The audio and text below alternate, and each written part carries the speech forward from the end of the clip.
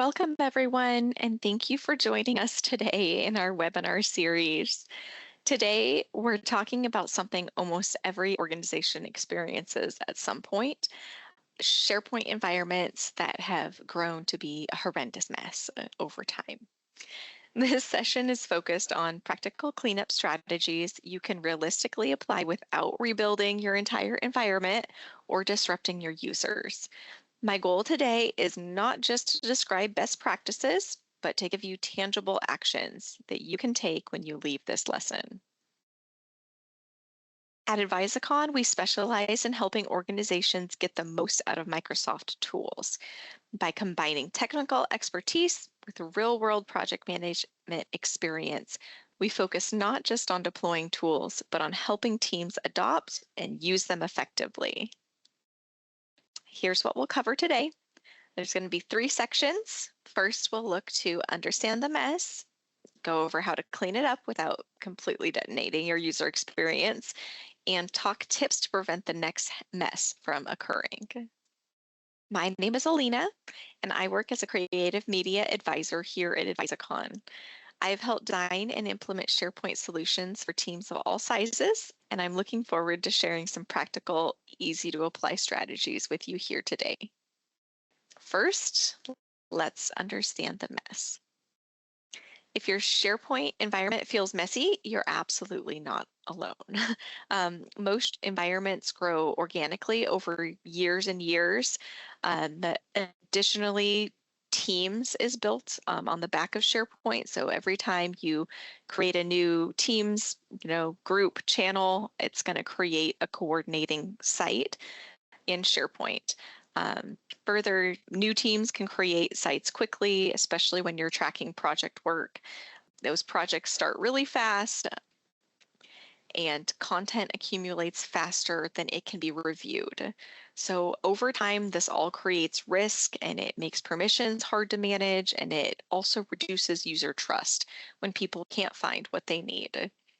If you're not sure how messy things are, have yourself or the SharePoint site administrator pull a simple site inventory report or an admin center export and look at the site growth count over the last few years.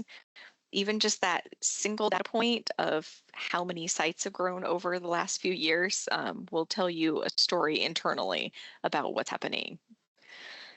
When we say messy, we usually mean duplicate sites, inconsistent folder structures, complicated permissions, outdated content, and unclear ownership. I always like to stress that this is normal.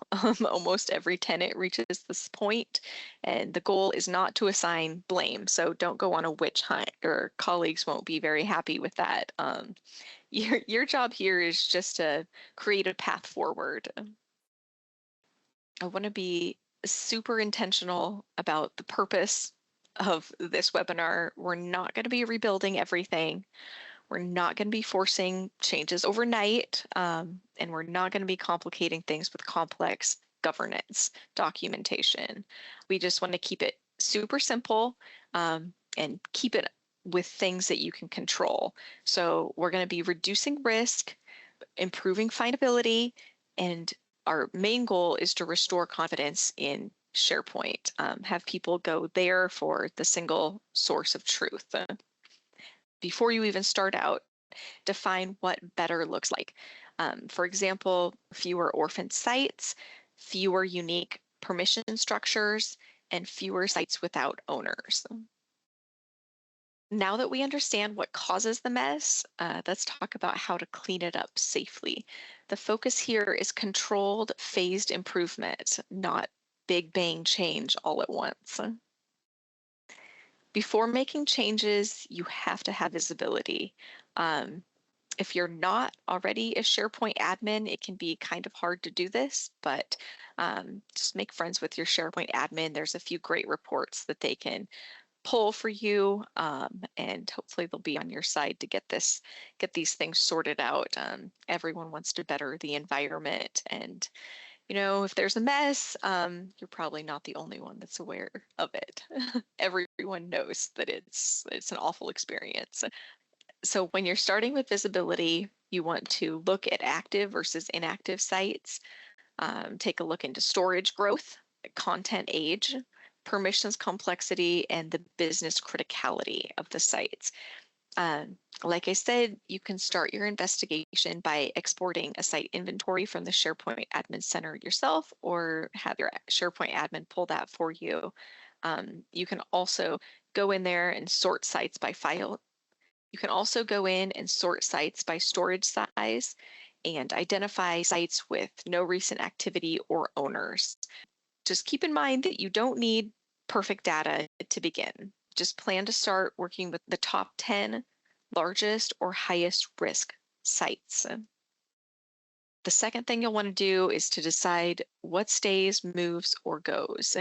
I like to use 3 simple questions. So ask yourself, is it still used? Does it support a current process? And does someone own it? Um, if the answer is no to most of these, you can archive it or remove it. Before you get started, I do recommend creating an archive center. You can document all your decisions about sites in a simple tracker or list. Excel's great for that. And further, you want to communicate about the sites. Just send a short email to site owners and ask them what's going on with the site. Give them a few days to respond about the site status and let them know. If it's an orphan site, just say, if I don't hear back in a couple days, the site will be moved to archive review. All of this keeps decisions business focused instead of being an emotional decision. Permissions cleanup should focus on simplification. Remove direct user permissions when possible, and try to align your users to Microsoft 365 groups or teams. Uh, Document your exceptions clearly and also test permissions with business owners before you finalize your changes. The goal is reducing complexity while maintaining access for your users and owners. Next, you can simplify structure moving forward. Focus on consistent site purpose, reasonable folder depth, and thoughtful metadata use where it adds value. And last, you need clear ownership expectations. We'll cover more about this in our next section, but it's important to remember that structure is easier to maintain when people understand why it exists. So it might be obvious to you, but it needs to be obvious to every user. Once cleanup starts, prevention is just as important because those projects and work is going to keep rolling in. Without any guardrails, those environments can drift right back into chaos. These guardrails I'm talking about don't have to be complicated or heavy. The key is just making them visible, accessible, and easy to follow. At a minimum, you're going to want to create guidance for site naming conventions, ownership requirements, how often does this need to be updated, when to create new sites versus reuse an existing one, and basic lifecycle expectations.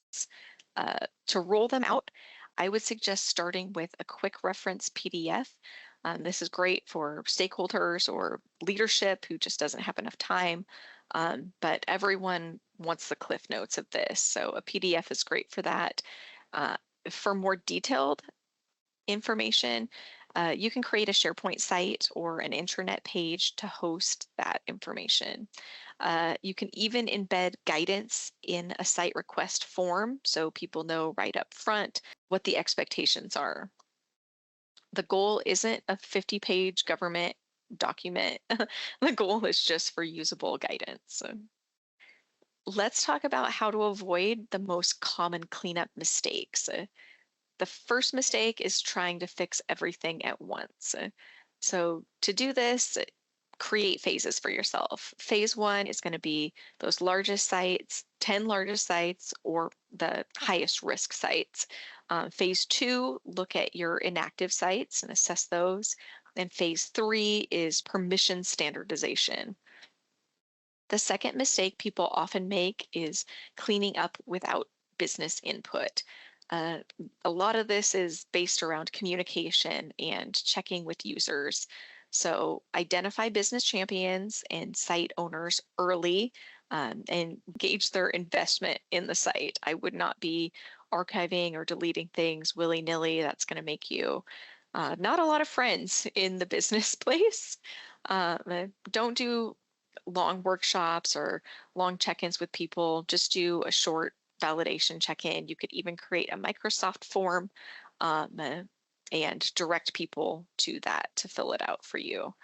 Um, the next mistake people often make is over engineering governance. Just like I said before, you do not want a 50-page document. Start with just that one-page standard PDF document and expand when actual gaps appear. Another common mistake is forgetting change communication. You can avoid this by sending short targeted communications tied to real changes. For example, send it out an email. We're archiving sites that are inactive and older than, X amount of years. Here's how to request recovery. Done. You just have to remember cleanup is just as much about people as the technology. So we want both of them to work together. I want to talk about how you can start this quarter with some quick wins. Like I've been saying, you want to start by reviewing those top 10 largest sites. Identify and archive clearly inactive sites. Standardize permissions for all new sites. So going forward, you have some clarity there.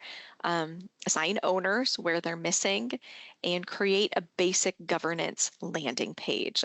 All of these things can really help to hone in the mess.